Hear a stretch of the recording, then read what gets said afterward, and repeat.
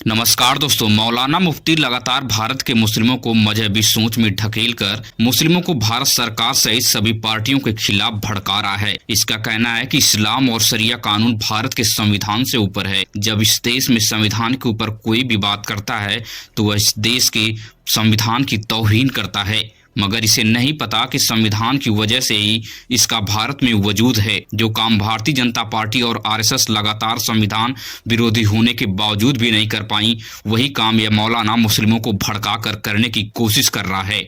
अगर हम चाहते हैं कि हमारे मौजूदा हालात सही हो जाएं, तो हालात का हल किसी सियासी पार्टी के पास नहीं है।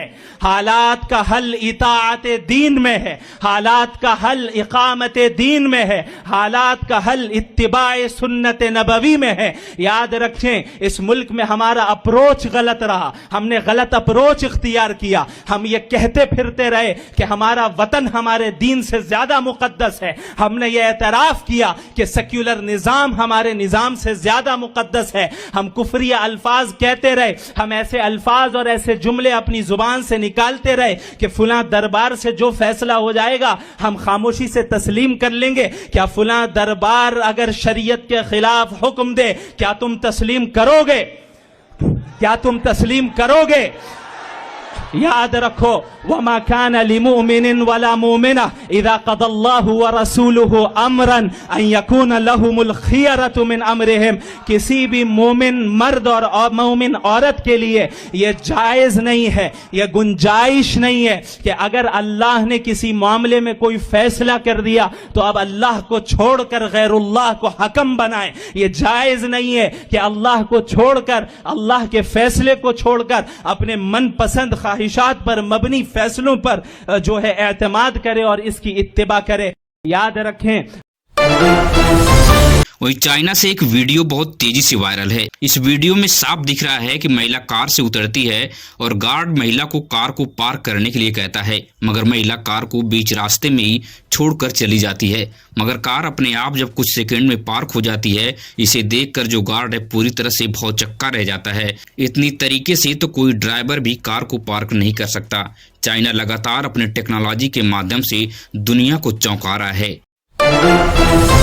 वहीं पर भारतीय सेना को मजबूत करने के लिए अब एआई रोबोट्स को फील्ड में उतारने की तैयारी शुरू हो गई है। इसकी झांकी 26 जनवरी 2026 को इंडिया गेट पर निकाली जाएगी। इस रोबोट्स की बड़े पैमाने पर परेड कराई जाएगी। इसके बाद ये भारतीय सेना में शामिल होकर उन जगहों पर पहरा देंगे जहां पे कोई भी इंसान पहुंच भी नहीं पाता है। इसकी हर संभव टेस्टिंग कंप्लीट कर ली गई है।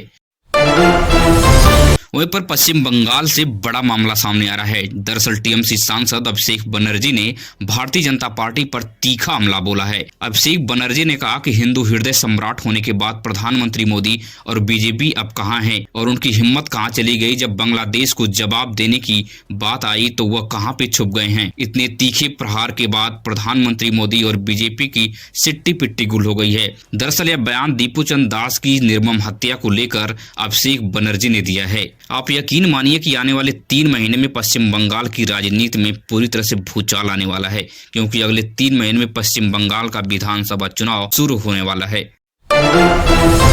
वहीं पर गुजरात दंगों के पोस्टर बॉय अशोक मोची ने ओबीसी और SC/ST समाज को एक चेतावनी दी है कि मैं यह सब करके किसी काम का नहीं रहा। बीजेपी आरएसएस अपनी राजनीति को आगे बढ़, मगर मुझे कुछ भी नहीं मिला। ओबीसी ST/ST समाज बीजेपी और आरएसएस की गंदी राजनीति से दूरी बना लें तो इसी में उनकी भलाई है। किसी भी धार्मिक उन्माद में कोई भी हिस्सा न ले, यही मेरी चेतावनी है। अब अशोक मोची हिंदू धर्म छोड़कर बौद्ध धर्म अपनाने की इच्छा जताई है। इस वीडियो को देखिए। 2002 से मेरी तस्वीर पूरी दुनिया में फैल रही है, बराबर है। उस टाइम हिंदुत्व के चेहरे के रूप में दिखाते थे।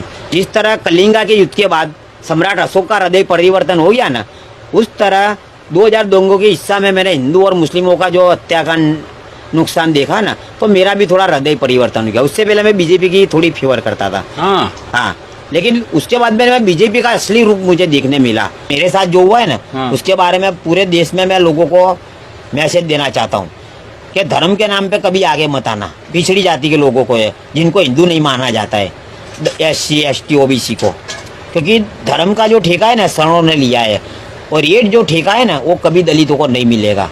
चाहे दलित धर्म के लिए मर जाए या जेल में जाए। हिंदुस्तान में हिंदू धर्म में है ना दलितों को कभी कभी धार्मिक या सामाजिक समानता कभी नहीं मिलेगी, कभी नहीं मिलेगी। ये मेरा अनुभव की वजह से मैंने हिंदू धर्म छोड़ने का फैसला कर लिया है। 2000 वहीं उत्तर प्रदेश से सबसे बड़ा मामला सामने आ रहा है। प्रदेश के बागपत में एक पंचायत आयोजित की गई। उसमें यह निर्णय लिया गया कि अब कोई भी लड़का लड़की हाफ पैंट नहीं पहन सकता। इससे समाज में अश्लीलता फैल रही है। इसके साथ ही मोबाइल फोन और स्मार्टफोन यूज करने वालों लोगों पर बैन लगाने की भी चेतावनी दी है। खाप पंचायत का इस प्रकार का जो तुगलकी फरमान जारी किया गया है, इसी प्रकार का एक फरमान राजस्थान से जालौर से आया था। अभी कुछ ही दिन पहले की यह बात है। यह सारी जो निर्णय संविधान के खिलाफ लिया गया है। वहीं उत्तर प्रदेश सरकार ने सबसे बड़ा फैसला किया है कि बच्चों को अब स्कूल में प्रार्थना करने के बाद न्यूज़पेपर मतलब अखबार पढ़ना अनिवार्य कर दिया गया है। अगर जो भी इसको नहीं करेगा उसके ऊपर सख्त कार्रवाई हो सकती है। वहीं बांग्लादेश में दीपू चंद दास को जिंदा जलाने का जो कुकृत्य बांग्लादेश के मुस्लिमों ने किया, उसका रिएक्शन अब सामने आने लगा है। आज बांग्लादेश के बॉर्डर के पास लोगों की भीड़ ने इस प्रकार की चेतावनी देते हुए आक्रोशित भीड़ नजर आई, जिसका रिएक्शन दीपू चंद दास की हत्या को लेकर दिखा गया है। वहीं अखिलेश यादव ने योगी आदित्यनाथ पर बड़ा हमला बोला है। अखिलेश यादव ने कहा कि एसआईआर के बाद बड़े पैमाने पर वोट की कटौती की गई है। योगी आदित्यनाथ 4 करोड़ वोट काटने का मुद्दा उठाया था, तब चुनाव आयोग ने एक हफ्ते के अंदर ही 1 करोड़ 11 लाख का जो वोट जोड़ने का काम किया है, यह किसके कहने पे किया गया है? इस सवाल के बाद योगी आदित्यनाथ की मुश्किलें बढ़ गई हैं कि आखिर 4 लाख वोट कम हुए थे, लेकिन 1,11,000 वोट क्यों जोड़े गए हैं? इसका जवाब योगी आदित्यनाथ को देना पड़ेगा। वहीं पर अब टेलीकॉम कंपनियों के खिलाफ लोगों ने बोलना शुरू कर दिया है। लोगों की मांग है कि एक रिचार्ज ऐसा होना चाहिए जिसमें इंटरनेट ना हो, सिर्फ कॉलिंग की सुविधा हो, क्योंकि बहुत से ऐसे लोग हैं जो गांव में रहते हैं, जो इंटरनेट का यूज नहीं करते, फिर भी उन्हें ज़्यादा पैसा चुकाना पड़ता है। इसलिए कम पैसे का एक रिचार्ज अनिवार्य हो। और लगातार कंपनियों की जो मनमानी चल रही है, रिचार्ज बढ़ाए जा रहे हैं, इसके ऊपर सरकार सख्त कानून बनाने की हिदायत दी है कि अपने मन का कोई भी रिचार्ज प्लान में बदलाव नहीं कर सकता है। वहीं पश्चिम बंगाल में बाबरी मस्जिद की नींव रखने के बाद हुमायूं कबीर के समर्थकों ने चंदा बटोरना शुरू कर दिया है। आज एक वीडियो तेजी से वायरल है, जिसमें देखा जा रहा है कि मुर्गे की बोली लगाई जा रही है कि यह मुर्गा कोई जितना पैसे मिलेगा और उस पैसे को चंदा में डाला जाएगा। मगर इस तरह से देश में मस्जिद बनाने के नाम पर जो उन्माद फैलाया जा रहा है, वह देश के भविष्य के लिए सही नहीं है। आने वाले पश्चिम बंगाल के विधानसभा चुनाव में बीजेपी के जो चुनाव प्रचार होगा, उसके निशाने पर बाबरी मस्जिद पूरी तरह से रहेगी, जिसकी वजह से ममता बनर्जी की नींद हराम हुई है कि आने वाला चुनाव किस कदर बीतेगा, इसका कोई अंदाजा भी नहीं है। जो बाबरी मस्जिद की जो नींव रखी गई है, यह बहुत खतरनाक साबित हो सकती है पश्चिम बंगाल के चुनाव में। वहीं योगी आदित्यनाथ ने उत्तर प्रदेश की विधानसभा में बहस करते हुए विवादित बयान दे दिया। दरअसल योगी आदित्यनाथ ने कहा कि हमें दलितों और यादवों सहित मुस्लिमों का वोट नहीं चाहिए, हम बिना इनकी वोट के भी हम 2027 के विधानसभा चुनाव को जीतकर और सरकार बनाने में कामयाब होंगे। अब 2027 का जो उत्तर प्रदेश का विधानसभा चुनाव होने वाला है, वह बहुत दिलचस्प होने वाला है। योगी आदित्यनाथ ने समाजवादी पार्टी पर हमला करते हुए बोले कि 2047 तक आपको विपक्ष में ही बैठना पड़ेगा। वहीं टीएमसी से बगावत करने के बाद बीजेपी में शामिल हुए शुवेंदु अधिकारी ने पश्चिम बंगाल के मुस्लिमों का नरसंहार करने का विवादित बयान दिया है। शुवेंदु अधिकारी ने दीपू चंद दास के सवाल पर बेहद आक्रोशित होकर कहा कि मुस्लिमों को सबक सिखाना चाहिए।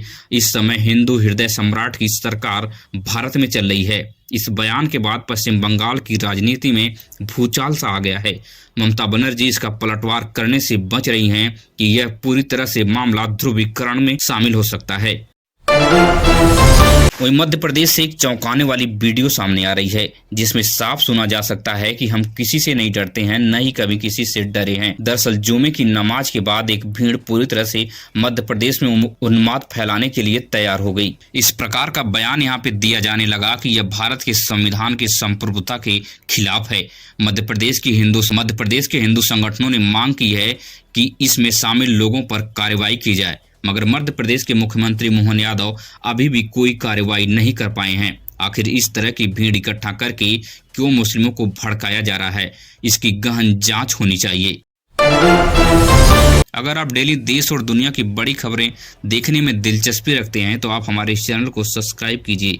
मिलेंगे इस तरह की नई वीडियो में नई सूचना के साथ। धन्यवाद।